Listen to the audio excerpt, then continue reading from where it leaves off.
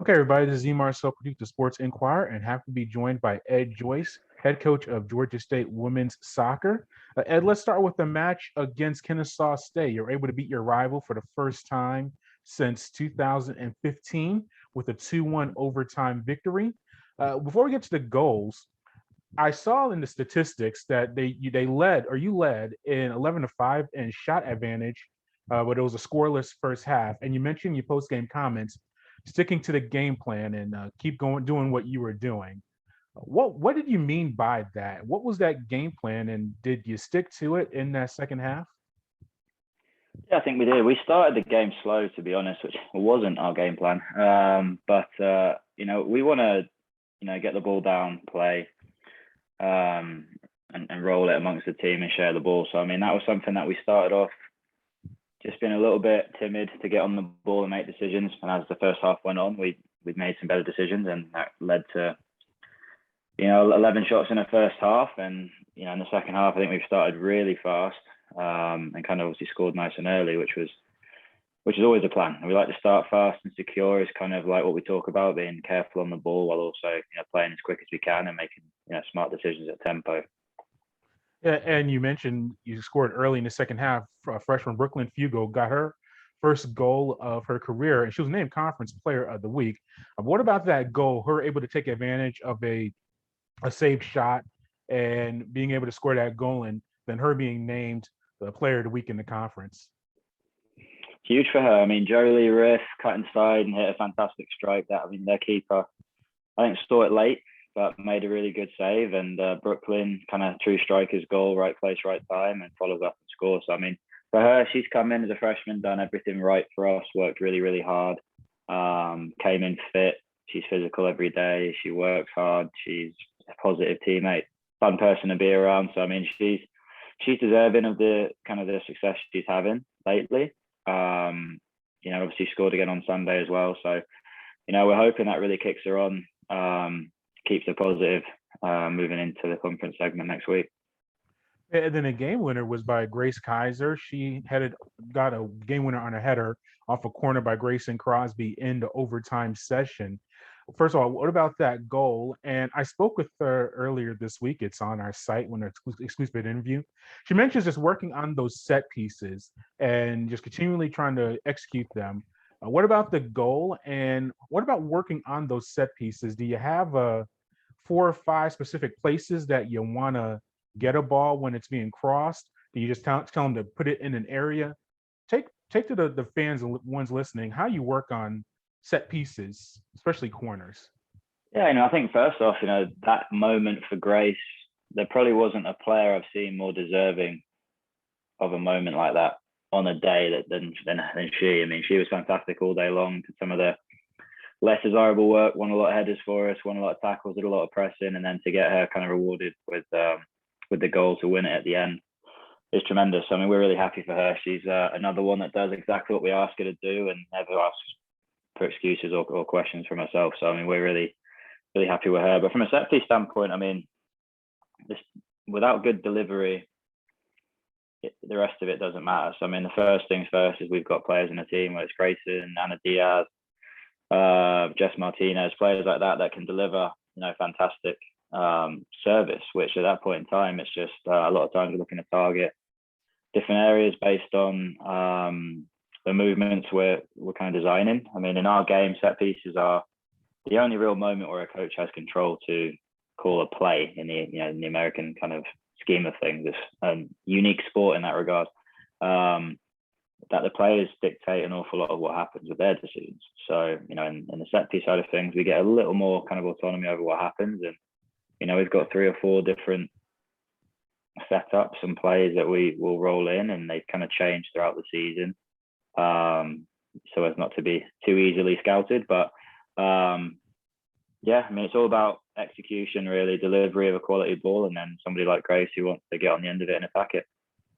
And you're able to get another win over the weekend on September 5th, a 4-0 triumph over Mississippi Valley State. You had Maddie Johnston, who was a big goal scorer for you last year. She was able to get her first goal, but then 3 freshmen scored. You mentioned Brooklyn, but also Gabby West and Bree Barley got their first goals of their career.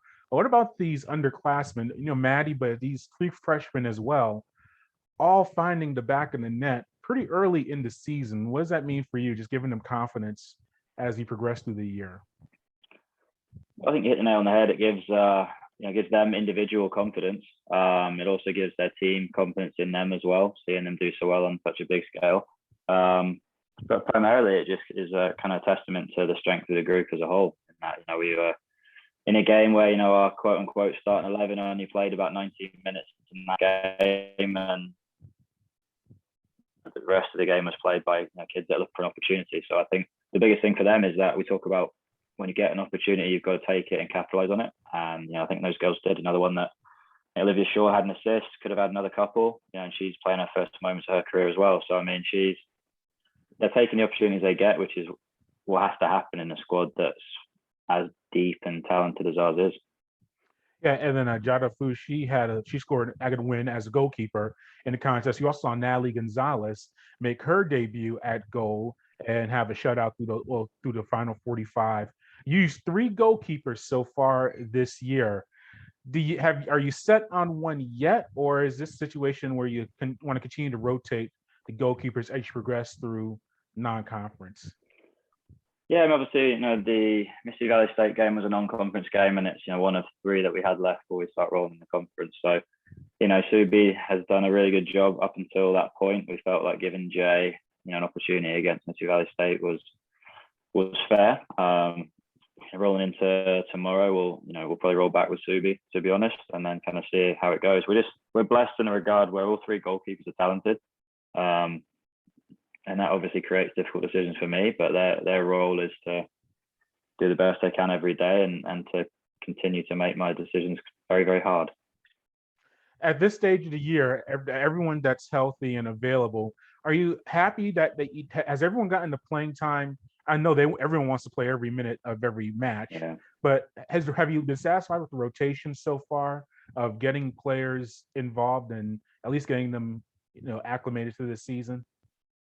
Yes and no. I mean, I think the new players, I think the ones that have really kicked on and done a good job have got opportunities and have done a good job. And I think that's what we're looking for. I think obviously Maddie's been injured quite a bit. So getting her on the score sheet Sunday was positive. Jimena hasn't played up to kind of her level yet, just due to some kind of a nagging injury that she's had. So there's some players we'd like to get a bit more, some players like to get a bit more consistent over their performances as well. But I mean, at this point in time, this is what the non-conference is for. We've got, two more outings this weekend, Furman and PC, to, hopefully iron out some kinks and, enter the conference with any luck, 6-2 with any luck.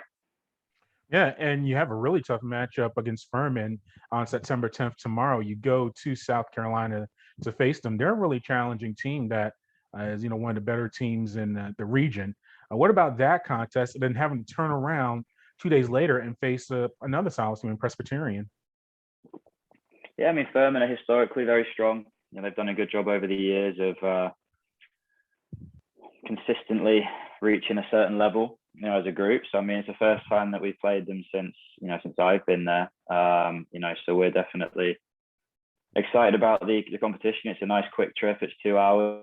So I think it's somebody that, to be honest, probably should be on our schedule every year, as we continue to get better as a group. But they present some problems, some questions that they'll ask of us. They're athletic in the front three.